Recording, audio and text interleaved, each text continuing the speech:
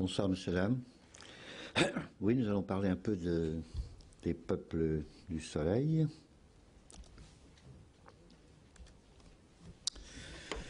Donc, ce masque d'or a été retrouvé dans le site de Quito, dans l'Équateur. En Équateur, c'était le deuxième centre important de l'univers de l'empire des Incas. Un empire qui a eu une grande puissance pendant de bons siècles, qui a été anéanti on pourrait presque dire en quelques jours, quasiment.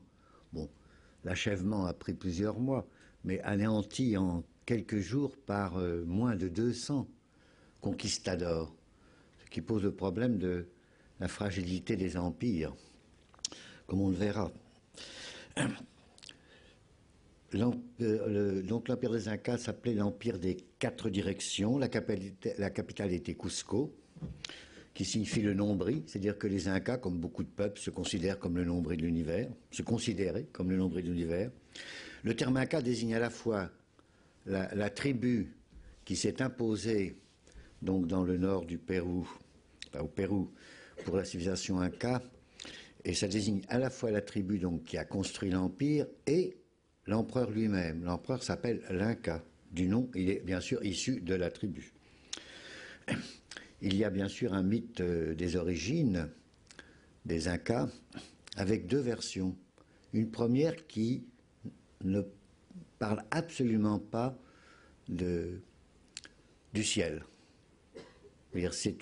C'est vraiment un mythe des origines, c'est l'ancêtre mythique totalement détaché du ciel. C'est un nommé Ayarmanco, enfin, c'est Ayarmanco et ses 3 frères, donc ces 4 frères qui surgissent on ne sait pas d'où, avec leurs épouses qui sont également leurs sœurs, et qui commencent un périple et avec des affrontements qui mènent à la victoire d'un des couples, Ayarmanco, qui élimine ses 3 frères et les 3 épouses, et qui reste seul avec sa propre épouse, donc sa sœur. Et il a une baguette d'or qu'il plante régulièrement dans le sol. Quand il arrive dans la région de Cusco, il plante sa baguette d'or dans le sol et elle s'enfonce totalement, donc il décide de créer la capitale de l'Empire à cet endroit-là. Ça, c'est une première version, probablement la plus ancienne. Il y a une deuxième version où Manco a changé de prénom, c'est Manco Capac. Il est bien accompagné de sa sœur, il n'y a plus de frère, il arrive seul et il est le fils du soleil. Et les Incas se disaient eux-mêmes les enfants du soleil. Mais on pense quand même que la version solaire est une version postérieure à la version, disons, de l'ancêtre mythique strictement humain.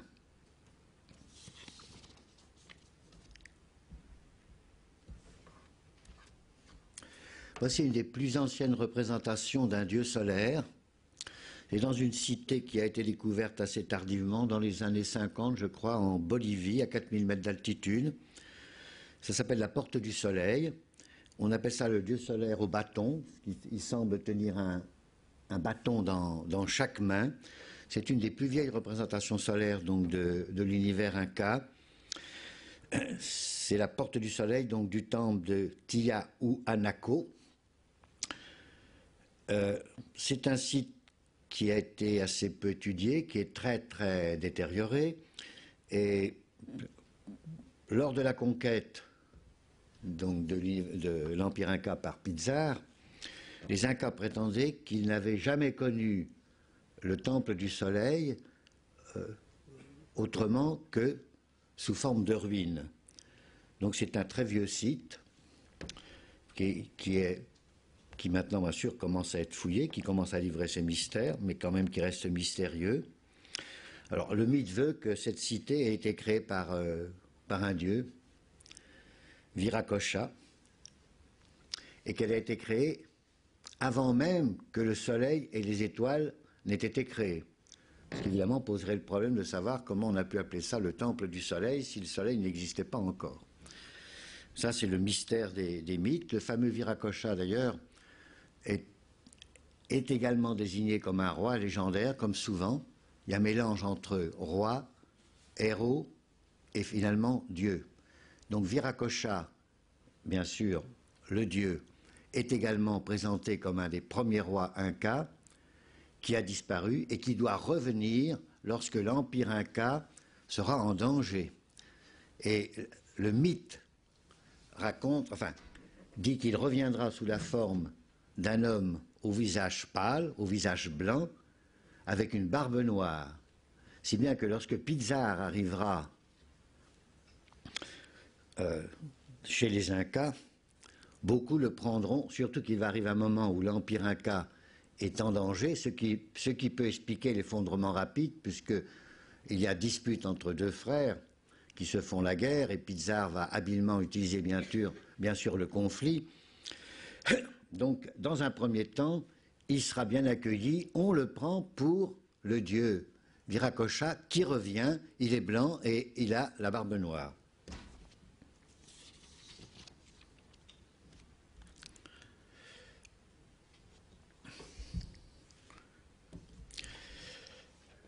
Lorsque l'Inca, donc celui qui règne quand Pizarre arrive, qui est en guerre avec son frère, mais qui a quand même le pouvoir au sens historique du terme, son pouvoir est contesté par le frère, mais c'est toujours lui quand même qui tient la capitale, qui tient Cusco, c'est Atahualpa, c'est donc le dernier des empereurs incas.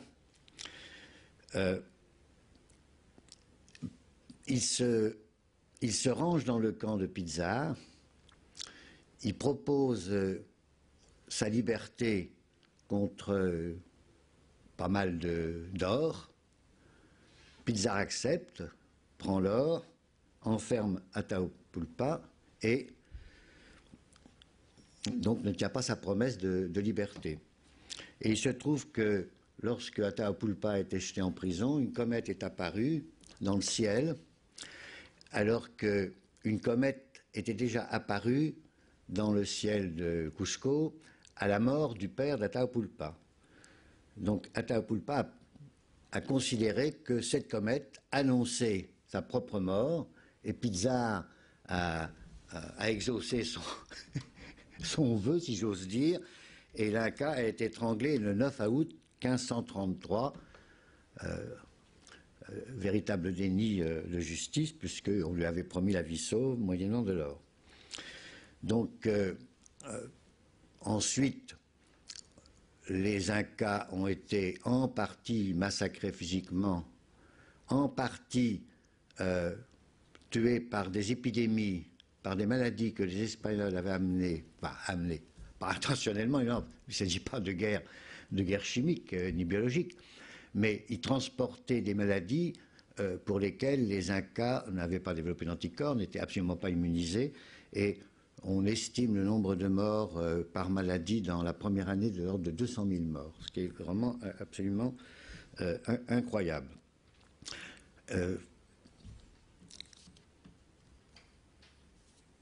L'Empire Inca était à son apogée, et déjà sur la pente descendante, donc en 1533, alors qu'il avait été formé à peu près, enfin, le début de la conquête Inca remonte au XIIIe siècle.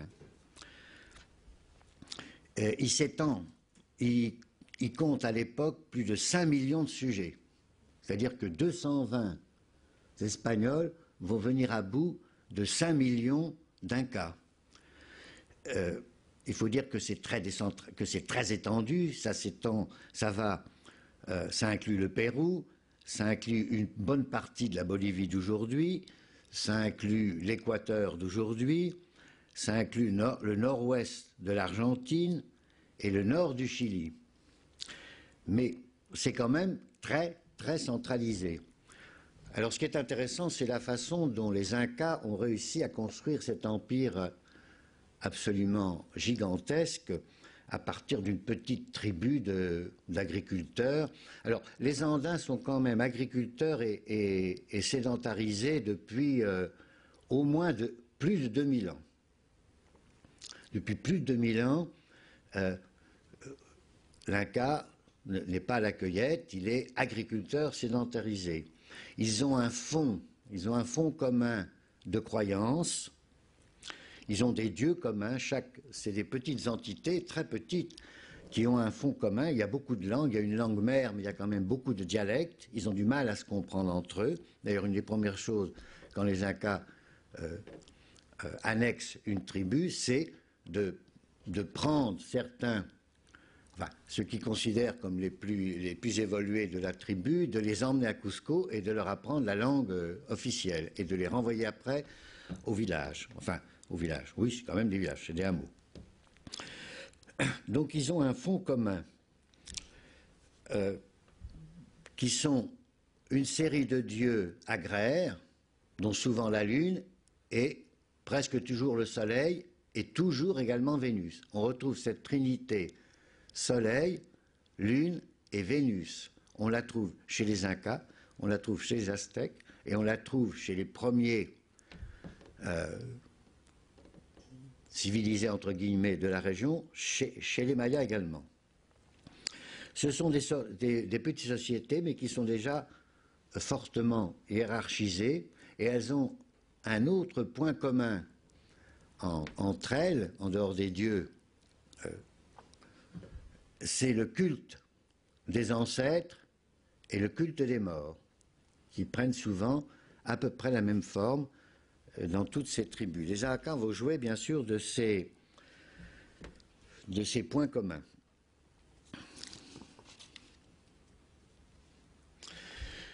Donc les Incas se lancent dans une conquête qui est souvent une conquête militaire, mais c'est une conquête quand même très habile.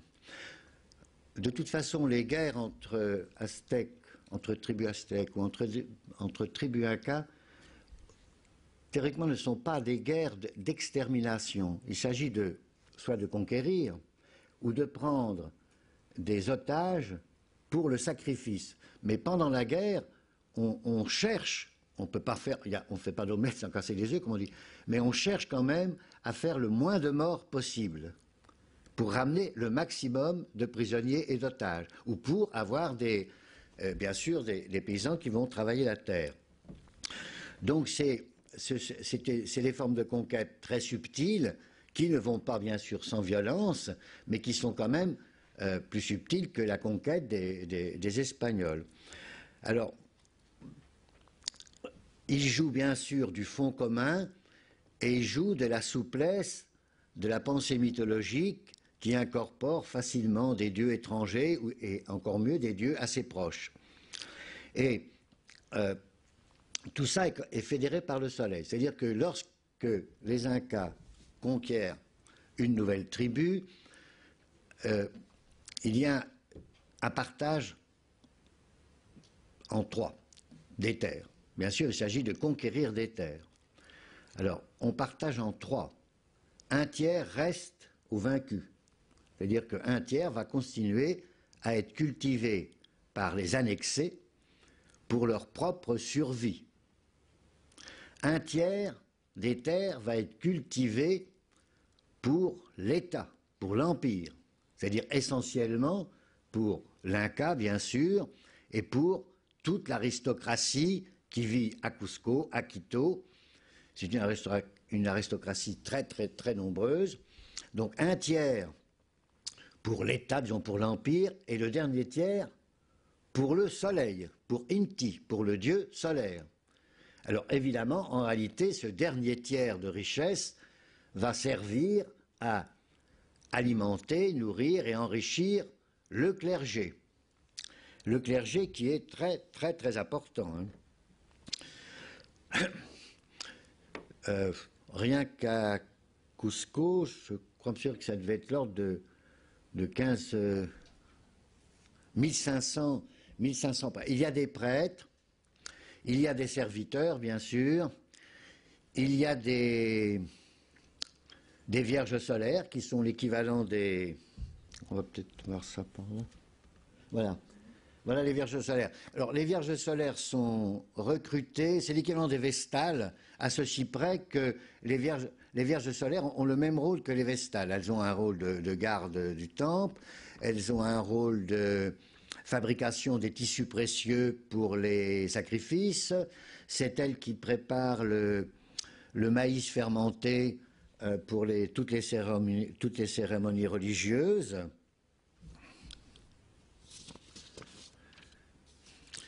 Mais il y a quand même une différence avec les Vestales, c'est que pour certaines cérémonies, mais quand même très importantes, il y a des cérémonies avec des sacrifices humains chez les Incas. Beaucoup moins que chez les Aztèques, on verra, mais il y a quand même des sacrifices humains.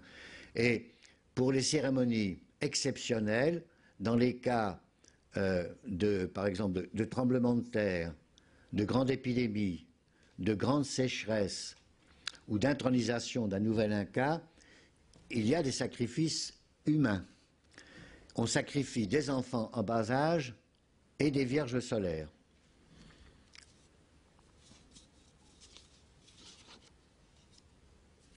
Donc elles sont choisies dans tout l'Empire en fonction de leur beauté et de leur grâce. Alors là, on ne peut pas garantir cette représentation, bien sûr, n'est pas une représentation faite par les Incas, et on ne peut pas garantir que les critères de beauté et de grâce Incas soient respectés par cette gravure. Hein.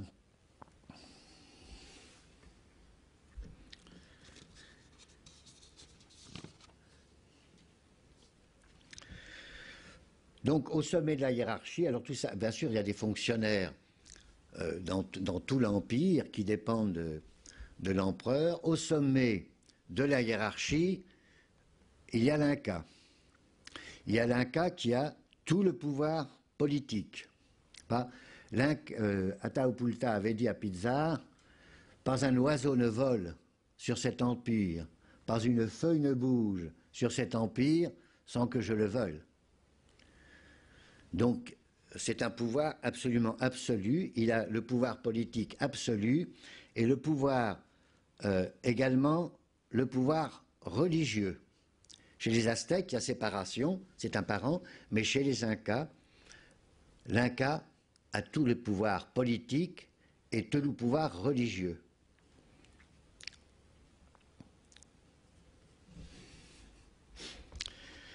Il peut confier quand même le pouvoir religieux à un de ses frères ou à un de ses oncles, mais ça ne va pas plus loin.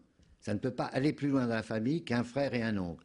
En général, c'est un frère, parce que l'Inca a une femme officielle, mais il a à peu près autant de concubines qu'il le veut. Donc il a, dans sa nombreuse progéniture, la probabilité pour qu'il ait un fils est quand même très élevée. Donc il a un fils, je veux dire, l'Inca est fils d'Inca, c'est un pouvoir héréditaire. Donc l'Inca a forcément un frère, puisque son père a eu beaucoup d'enfants. Donc en général, le pouvoir ne sort absolument pas de la famille et il est vraiment concentré dans les mains de l'Inca.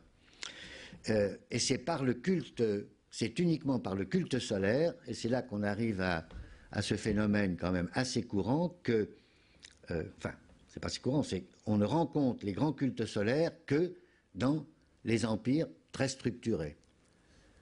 Et c'est vraiment par la religion solaire que c'est le culte solaire qui fait que la religion des Incas est une religion d'État. Alors bien sûr, il y a des cérémonies décidées lors d'événements exceptionnels, les éclipses de lune par exemple, j'ai dit, les tremblements de terre, les épidémies, la mort de l'Inca.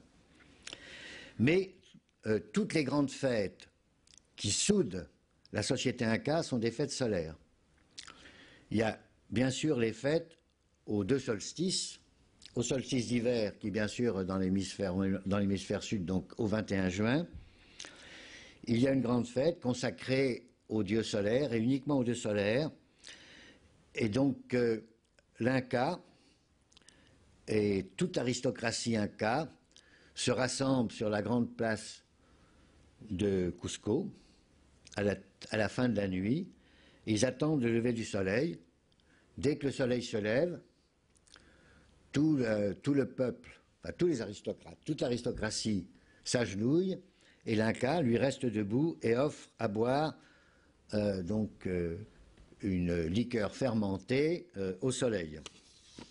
Au solstice d'été, donc le 21 décembre, il y a une autre fête, une autre fête solaire, mais cette fois-ci, c'est une fête solaire et c'est la fête du rite d'initiation des jeunes aristocrates, des aristocrates adolescents. C'est-à-dire qu'aux sacrifices qui sont faits aux dieux s'ajoutent des épreuves physiques.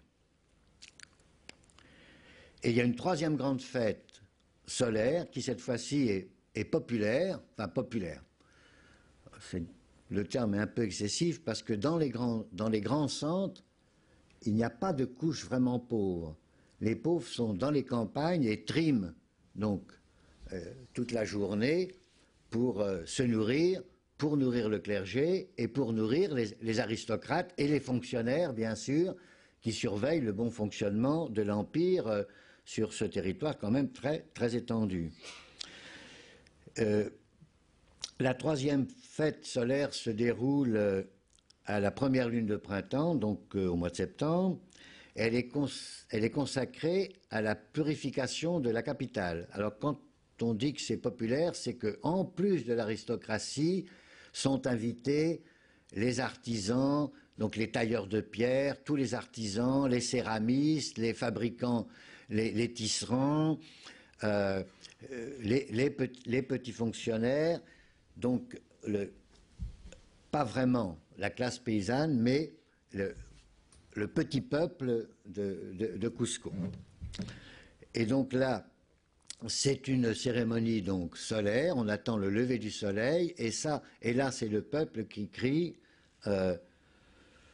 maladie, désastre, malheur, quittez ce pays. Donc il s'agit de purifier la ville et de lui épargner les catastrophes dans l'année à venir. Donc toutes ces fêtes-là sont des fêtes totalement solaires. Il y a des sacrifices à toutes ces fêtes en petit nombre. Ce sont des prisonniers, des otages, donc excepté les circonstances exceptionnelles où donc, je répète, on sacrifie des enfants en bas âge, donc on comprenne bien pourquoi, et des vierges solaires. Ceci dit, les sacrifices humains chez les Incas n'atteignent jamais, il s'en faut beaucoup, l'ampleur des sacrifices humains chez les Aztèques, où là, on assiste à de véritables... Enfin, je ne sais pas si on peut parler de massacre, mais en tout cas, ça atteint des proportions qui ont peut-être été exagérées par les missionnaires pour déconsidérer les Aztèques. Donc voici l'univers aztèque. Là, on a déjà, on voit qu'on rentre dans un univers beaucoup plus dur, puisque à droite, le serpent à plumes, c'est le dieu solaire. Et il est quand même en train de dévorer des humains. Et face à lui, le dieu solaire, sous cette forme-là, s'appelle Quetzalcoatl, ce qui signifie le serpent. Enfin, ça signifie soit le serpent à plumes, soit le serpent plume précieuse. Le serpent plume précieuse. Mais on dit, enfin, on abrège dans le serpent à plumes qui dévore des humains. Et face à lui, c'est un des dieux les plus importants après le dieu solaire du Mexique. C'est le Tezcatlipoca, ce qui signifie le miroir fumant. C'est le dieu des ténèbres, c'est le dieu de la nuit. Et il brandit toujours, là il brandit face au dieu solaire un miroir d'obsidienne. Il est souvent représenté mutilé d'un pied, parce qu'il est également associé à la grande ours. Comme bien sûr, comme toutes les mythologies très riches, les dieux d'abord ont plusieurs formes. Quetzalcoatl peut être à la fois sous la forme du serpent à plumes, c'est toujours le dieu solaire. Mais il y a des formes, on en verra une tout à l'heure taillée dans un très beau granit, où il y a à la fois le soleil, le vent et Vénus. Donc, le dieu de gauche, le miroir fumant, est souvent représenté mutilé d'un pied. Parce qu'une de ses autres représentations, c'est la constellation de la Grande Ourse, qui, sous ces latitudes-là, ne se lève pas totalement. Donc, on pense que la mutilation d'un pied est une image qui évoque le fait que la grande ours ne sort pas totalement de l'horizon à Cusco. C'est là qu'on voit que les mythes évoluent considérablement pendant des siècles et des siècles, prennent des significations nouvelles qui sont quasiment indéchiffrables. Et c'est particulièrement vrai des mythes solaires, parce que le soleil, je dis l'autre fois, est un objet à la limite trop simple, trop quotidien, et dont on comprend rapidement qu'il est le maître des saisons. Il a une fonction beaucoup plus claire que la fonction lunaire.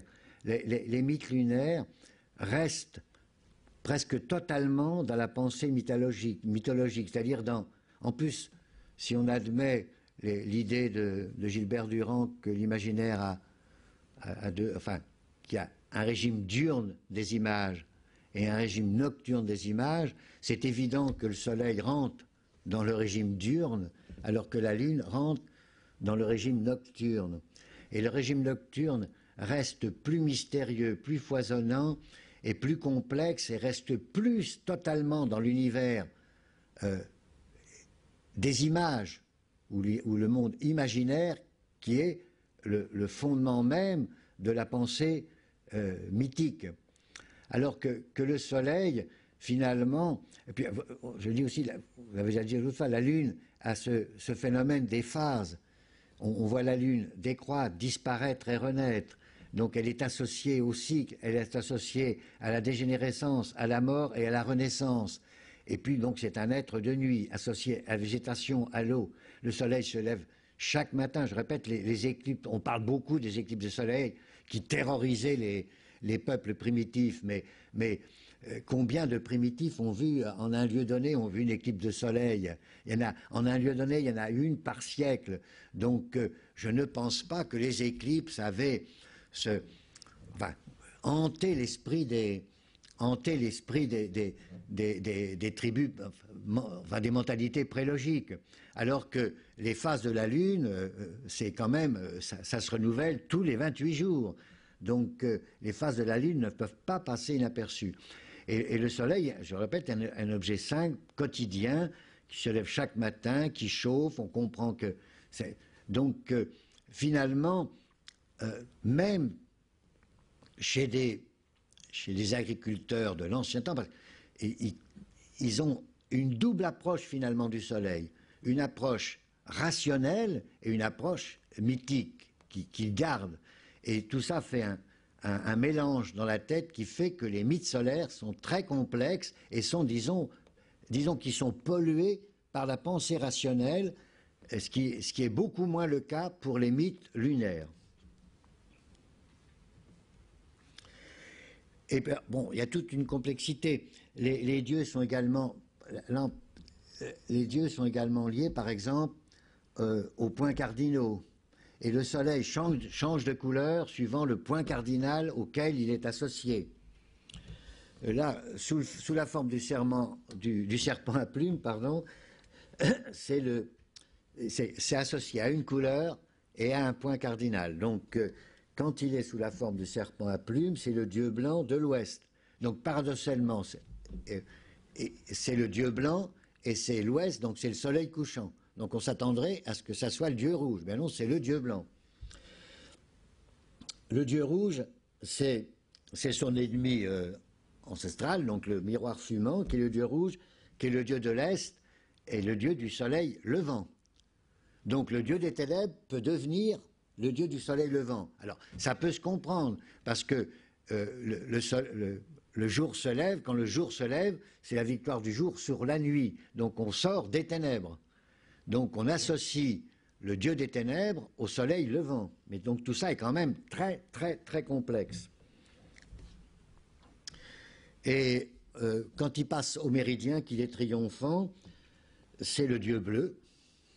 On rejoint le poème d'Éluard, le soleil était bleu comme une orange. Donc c'est le dieu bleu qui s'appelle l'oiseau-mouche de la gauche. Alors c'est l'oiseau-mouche de la gauche parce que quand on regarde le soleil à sa culmination, on regarde le sud, donc on a l'est à gauche. Donc on l'appelle l'oiseau-mouche de la gauche parce qu'il arrive de la gauche.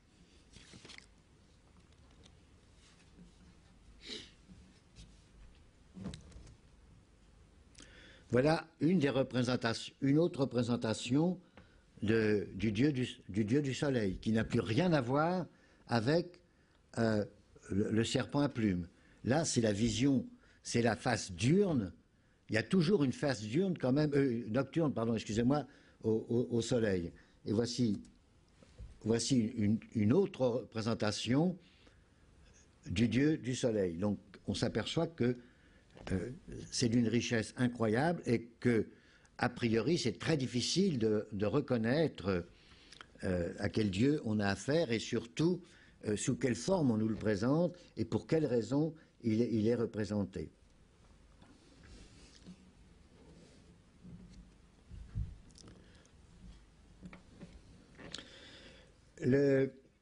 L'Empire des Incas a été découvert en 1519 par Hernán Cortés, donc qui conquiert le... J'ai dit les Incas, pardon? Non? Les Aztèques, excusez-moi.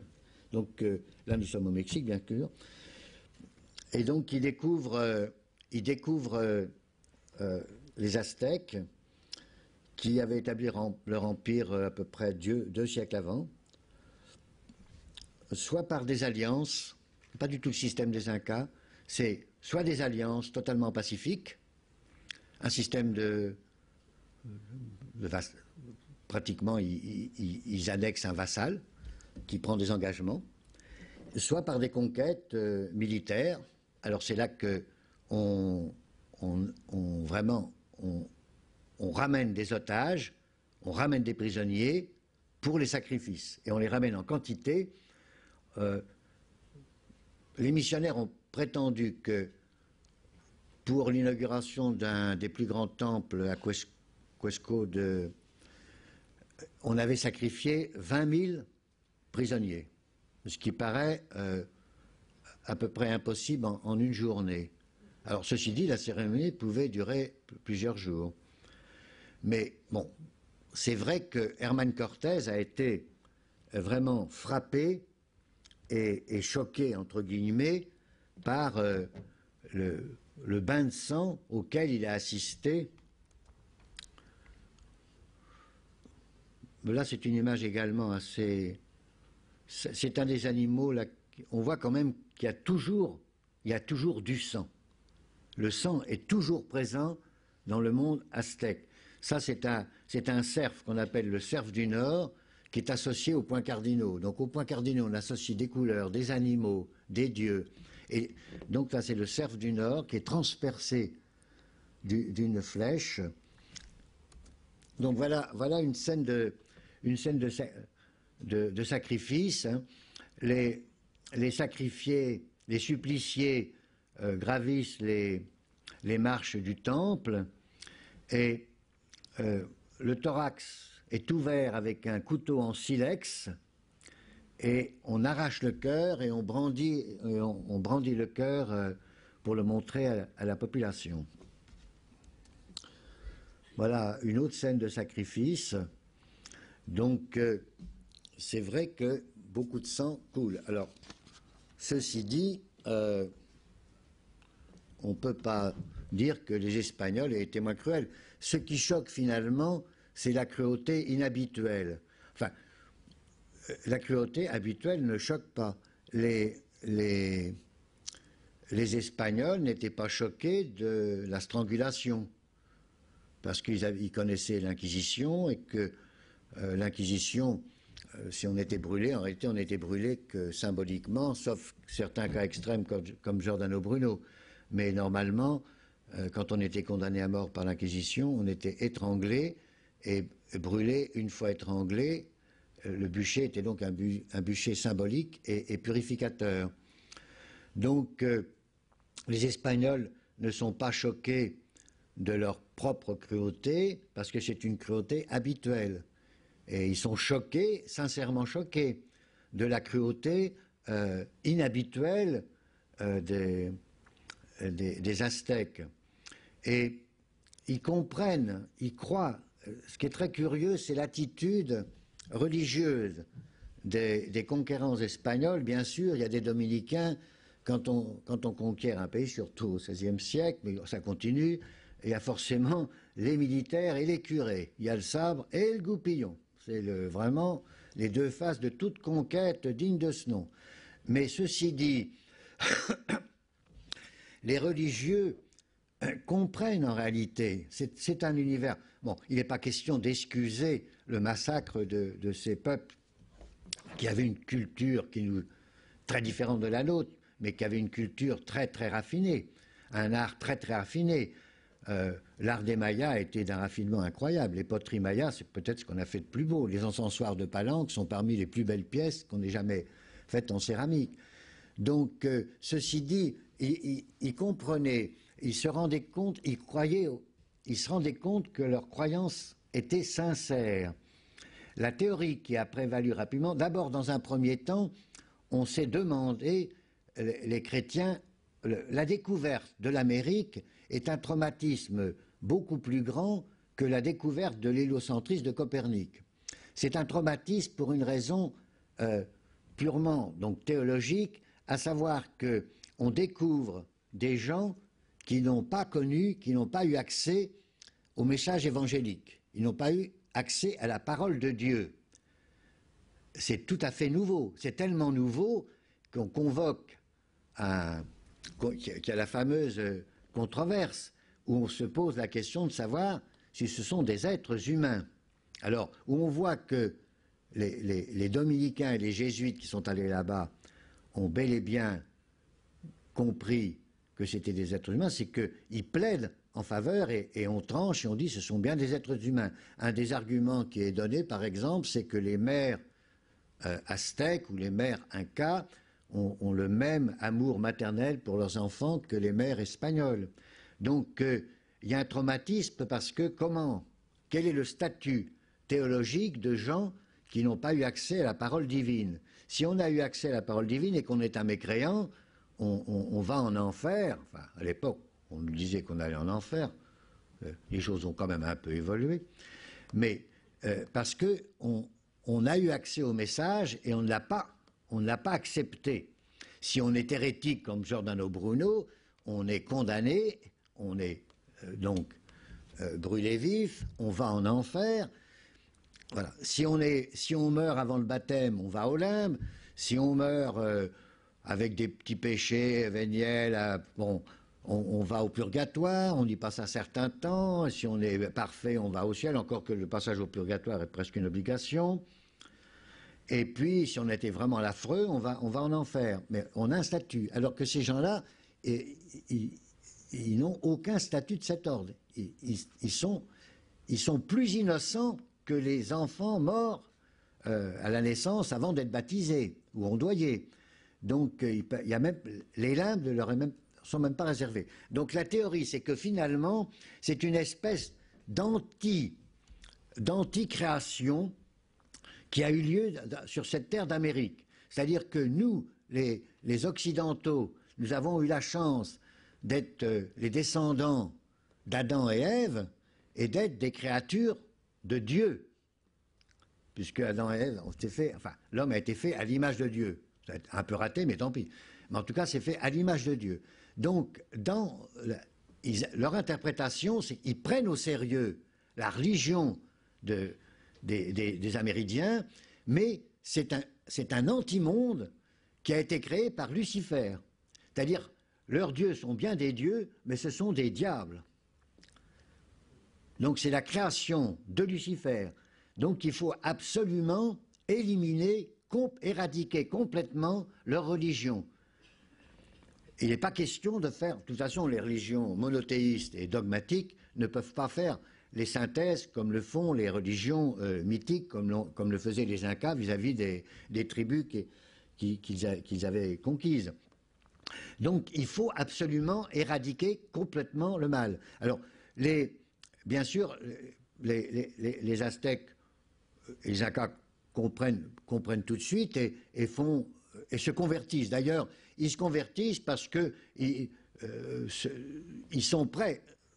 Ils sont encore dans la pensée mythologique. Donc, un nouveau Dieu, pour eux, c'est pas un problème. Ils en ont déjà à revendre.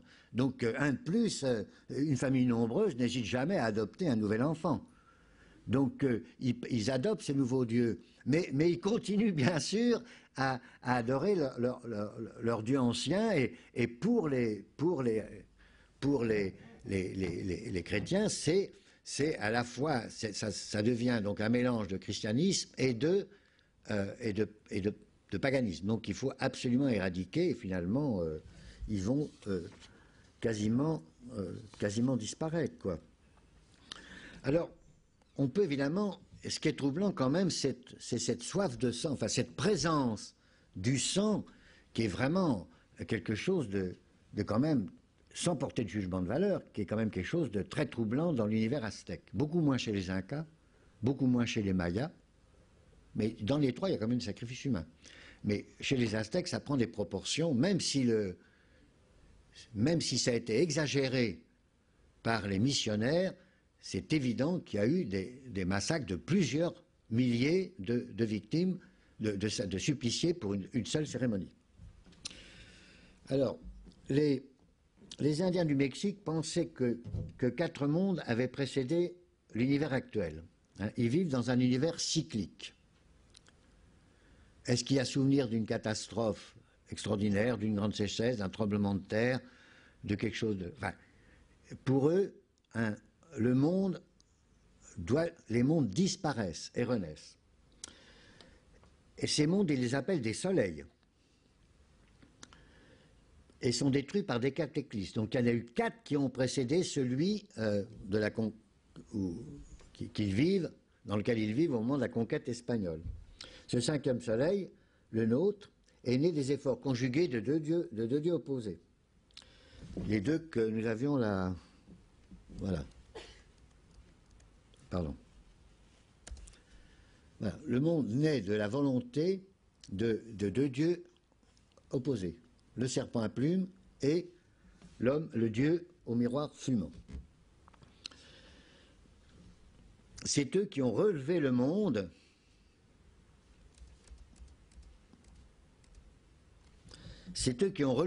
après la dernière catastrophe.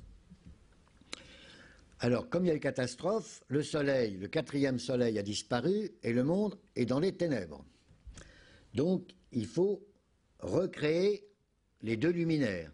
Il faut recréer le soleil et la lune.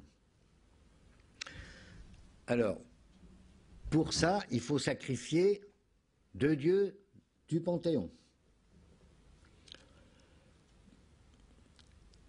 On allume un brasier et on désigne 2 dieux, des dieux secondaires, et ils doivent se jeter dans le brasier. L'un pour devenir le soleil, l'autre pour devenir la lune. Alors il y en a un qui est courageux, qui se jette tout de suite dans le brasier. Il devient le soleil. Le deuxième hésite un peu, enfin, il faut le bousculer, il finit par se jeter dans le brasier, et on explique par cette réticence, ce manque de courage, le fait que la lune brille moins que le soleil. Donc, le 5e monde commence à exister, mais ces 2 sacrifices sont quand même insuffisants. On a une lune assez palichonne, on a un soleil resplendissant, mais tout ça reste statique.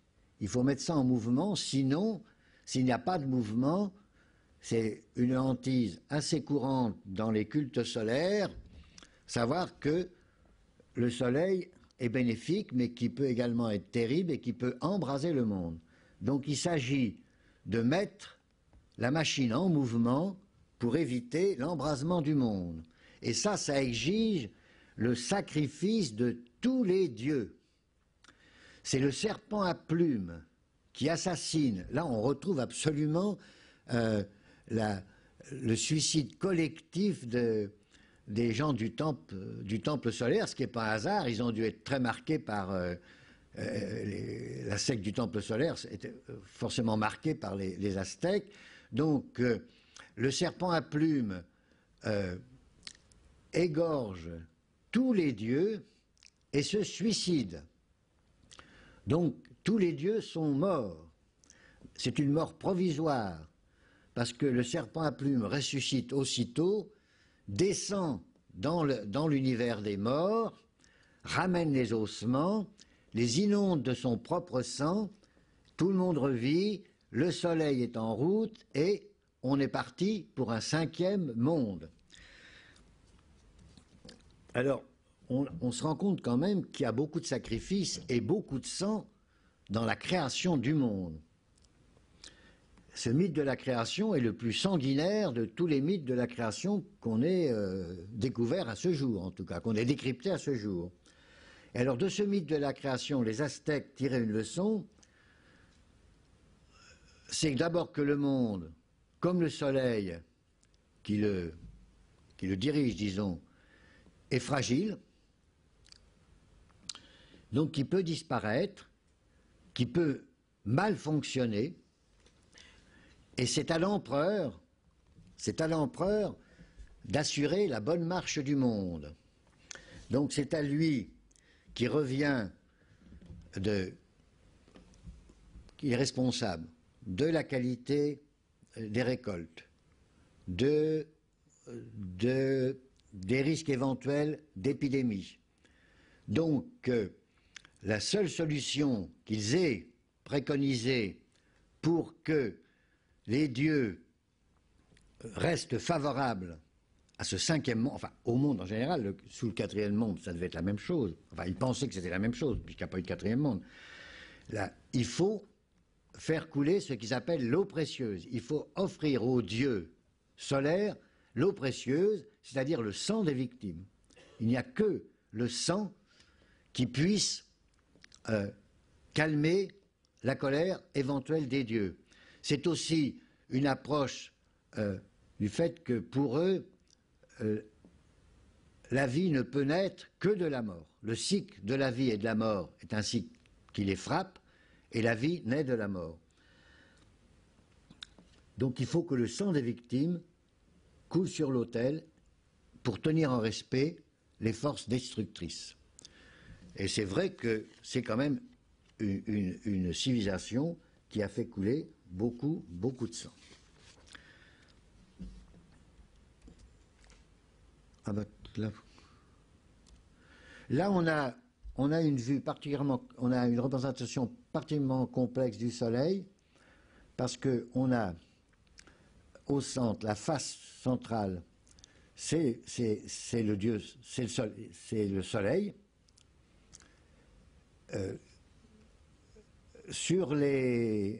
En haut et en bas, c'est une représentation de Vénus, donc c'est également Vénus, et c'est également le vent. C'est pas la Lune. Hein. Et là, on n'a pas la trilogie, la Trinité, Lune, Soleil, Vénus, mais on a quand même Soleil et Vénus. Et voici un encensoir qui vient de Palenque. Palenque était le 2e centre. Palenque est aujourd'hui, c'est dans l'ouest du Guatemala, mais à l'époque, ça appartenait à l'Empire enfin, pas à l'Empire justement, aux Mayas, à l'État maya qui n'a jamais pu. Alors le 3e cas, ce sont les Mayas, qui ont à peu près les mêmes dieux, enfin, les mêmes types de dieux que les Incas et les Aztèques.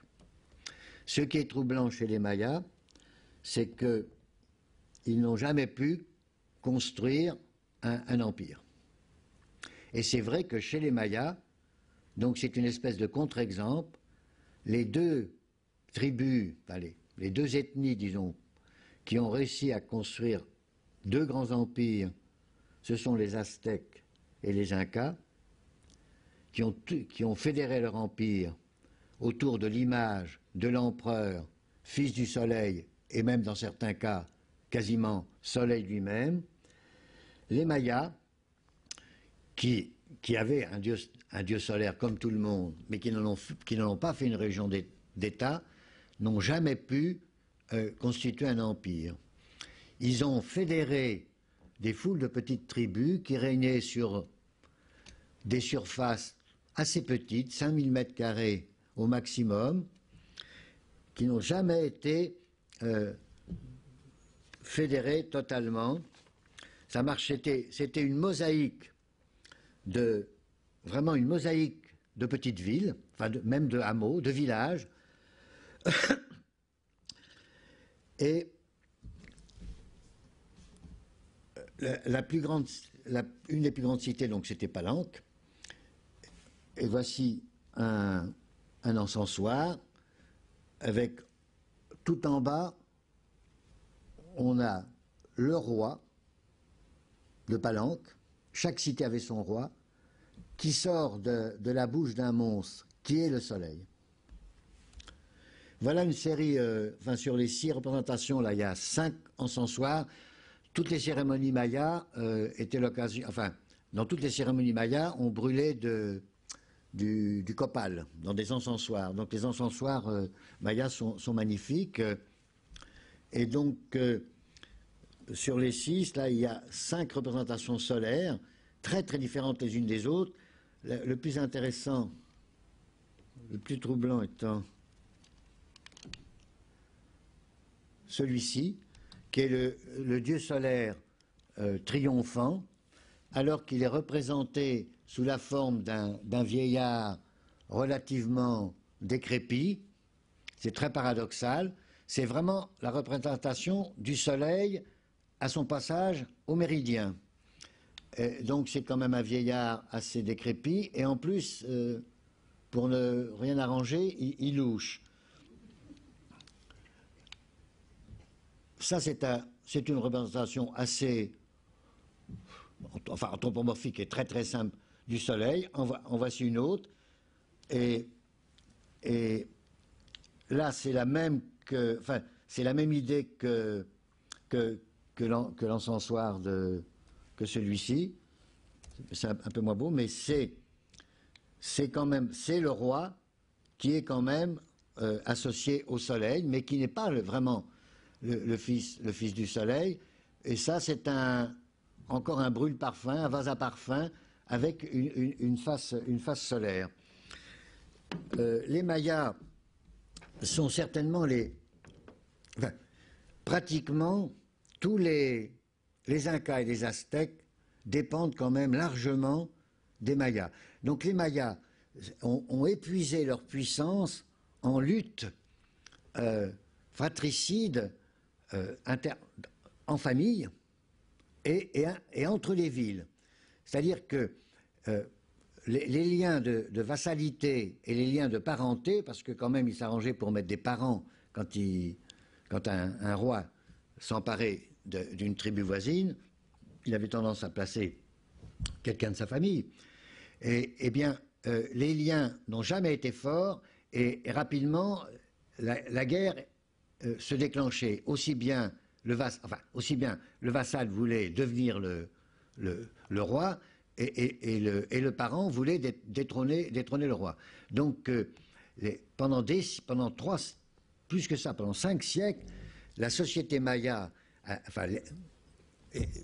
surtout Palenque et Coelho, ont cherché, les 2 villes principales, c'était Coelho et Palenque. Pendant plusieurs siècles, elles ont cherché à construire un empire comme les Incas et les Aztèques, et n'ont rigoureusement jamais réussi. Et pourtant, ils sont les inventeurs, ils sont les plus cultivés, ils sont les inventeurs de l'écriture, ils sont les inventeurs du calendrier, ils sont les seuls Amérindiens à avoir le sens de l'histoire, à vouloir se donner une histoire. C'est pour ça qu'ils se construisent non pas 1 mais 3 calendriers très complexes. Et donc, par l'écriture, par l'invention de l'écriture, qui sont des hiéroglyphes, qui vont évoluer comme les hiéroglyphes égyptiens, c'est-à-dire qu'ils vont évoluer du hiéroglyphe à la syllabe. C'est-à-dire qu'au début, c'est vraiment un idéogramme ou un pictogramme, et ça va vers le linguistique, ça va vers absolument comme les hiéroglyphes, ça devient des syllabes. Et donc, ils écrivent leur histoire, ils s'écrivent une histoire d'ailleurs totalement mythique, mais ils s'écrivent leur propre histoire. Le plus vieux monument déchiffré est un monument qu'on trouve chez les Mayas, à Tikal. C'est une stèle qui est daté de 292 après Jésus-Christ et qui relate un fait historique. Et ils construisent des stèles historiques comme ça tous les 20 ans. Ils construisent donc ils connaissent très bien Vénus. Hein. Ils ont les Mayas, d'ailleurs les Aztèques vont en hériter, le changer un petit peu, mais fondamentalement ça va être la même chose, construisent 3 calendriers. Ils ont un premier calendrier rituel qui est fondé sur les chiffres, sur les nombres 20 et 13. C'est-à-dire que on a 20 jours dans ce calendrier, 20 jours numérotés de 1 à 13. Ce qui est bizarre parce que ça veut dire qu'on rechange de jour avant d'avoir épuisé le mois, comme si on changeait de jour, nous, avant d'avoir épuisé la semaine. Donc ils ont 13 fois 20 jours, donc ils ont un calendrier rituel de 260 jours. Ils avaient remarqué la période synodique. Oui, donc ça c'est le calendrier rituel. Avant de prendre le plus bizarre, on va prendre les deux autres. Ils ont un calendrier rituel donc de 260 jours, 13 fois 20 jours, qui est purement rituel, qui ne correspond à rien de la vie civile ou du monde agricole. Comme c'est une société agricole, ils sont obligés d'avoir un calendrier solaire, évidemment. Pour savoir à quel moment on plante, à quel moment on récolte, il faut un calendrier solaire. Donc ils ont un calendrier solaire où ils ont 360 jours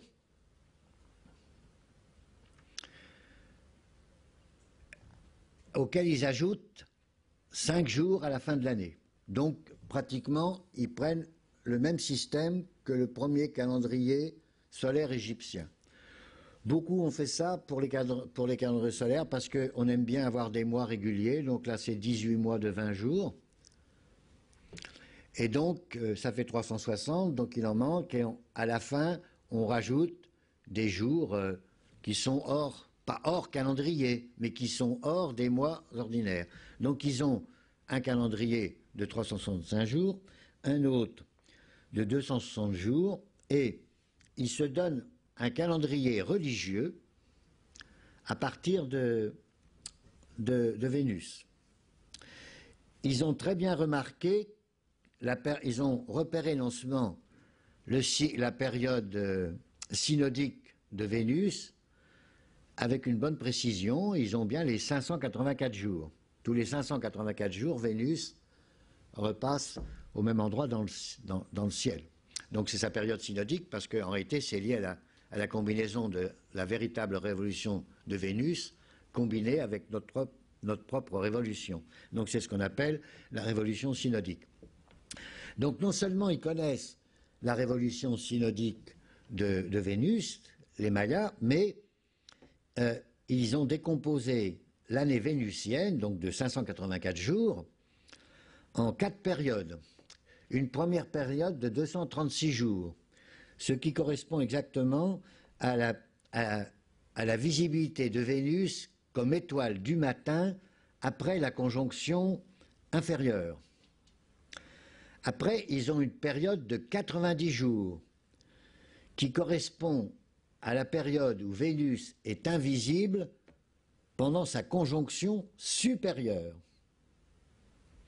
Ensuite, ils ont une période de 250 jours qui correspond à la période où Vénus est visible comme étoile du soir. Ce qui montre bien qu'ils avaient, de toute façon comme ils avaient les 584 jours, ça montre bien que de même que les Mésopotamiens, et c'est quand même un sens de l'observation assez extraordinaire, ils avaient bel et bien compris que la Vénus, que l'étoile du matin et l'étoile du soir étaient la même planète. Donc 250 jours de Vénus du soir, qui correspond exactement à ce qui se passe après la conjonction supérieure, et puis une dernière période de 8 jours, qui est Vénus invisible pendant la conjonction inférieure, comme ça va être le cas là, puisque Vénus vient de passer devant le Soleil. Mais ils ont également enfin là, ils ont eu quand même de la chance, enfin de la chance, non, ils auraient pu prendre un cycle plus long, avec un plus grand commun multiple, on arrive toujours à avoir un cycle complet. Donc ils ont construit à partir de ces 3 calendriers, donc je le répète, un de 260 jours, un de 365 jours et un de 584 jours, ils ont construit une grande année, absolument comme la grande année platonicienne, parce que si vous prenez 65 cycles vénusiens, vous trouvez 37 960 jours, ce qui donne 104 cycles du calendrier solaire et 146 cycles du calendrier rituel. C'est-à-dire que tous les 37 960 jours, les 3 calendriers étaient remis en phase. Ce qui est une période relativement courte, hein. Ça fait simplement un peu plus d'un siècle, c'est pas... non. Oui. Oui, oui. Donc, ça montre quand même que c'était une civilisation relativement évoluée et qu'il y avait, en plus de la pensée mythologique, il y avait quand même de la pensée rationnelle. Et Vénus est vénéré dans toutes les civilisations aztèques, enfin vénéré. C'est un dieu respecté, mais souvent c'est un dieu néfaste. Vénus est souvent considéré chez les Amérindiens comme responsable des épidémies. Alors, on ne sait bien sûr pas d'où ça vient, mais surtout Vénus comme étoile du soir, on préférait ne pas regarder Vénus, étoile du soir, en face.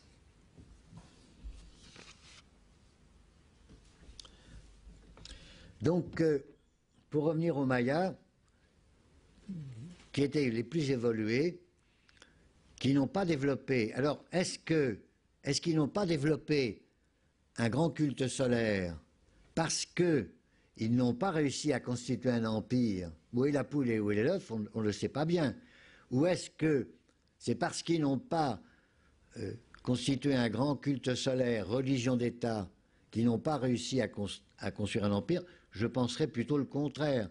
C'est que quand on a réussi à constituer un empire, on le consolide et on le structure par l'image solaire de l'empereur. Je pense que les Mayas se sont épuisés en lutte intestine et non. Alors pourquoi ça n'a pas marché alors qu'avec les Incas et les Aztèques ça a marché? Peut-être parce que leur mode de conquête était moins subtil et qui n'ont pas justement utilisé ce fond commun du culte des ancêtres et des morts. Ça, c'est très puissant, le culte des ancêtres et des morts, pour assimiler des cultures. Si on respecte, bien sûr, le culte des ancêtres et des morts, si on l'adjoint, et puis le fond commun des dieux agraires, et en particulier du Soleil, de la Lune et de Vénus. En tout cas, les deux seuls peuples qui aient eu un grand culte solaire en Amérique, ce sont les Incas et les Aztèques, et on verra la prochaine fois que, alors chez les Égyptiens, ça a pris également, alors chez les Égyptiens c'est encore plus fascinant, enfin c'est pas que c'est plus fascinant, mais c'est mieux décrypté que chez les Incas et les Aztèques, mais on voit vraiment la montée en puissance et l'absorption de tous les dieux, les plus puissants de l'Égypte ancienne, comme Osiris, on voit cette absorption et cette domination du soleil sur tous les autres dieux au fur et à mesure que l'empire égyptien, en particulier que l'Égypte du Sud et l'Égypte du Nord, sont fédérés sur ce qu'on appelait les deux couronnes, quoi, la couronne du Sud et la couronne du Nord. Donc là, on a un exemple de corrélation entre la montée et la structuration d'un culte solaire extrêmement développé et la constitution d'un grand empire, et qui là va durer très très longtemps. Voilà, je vous remercie.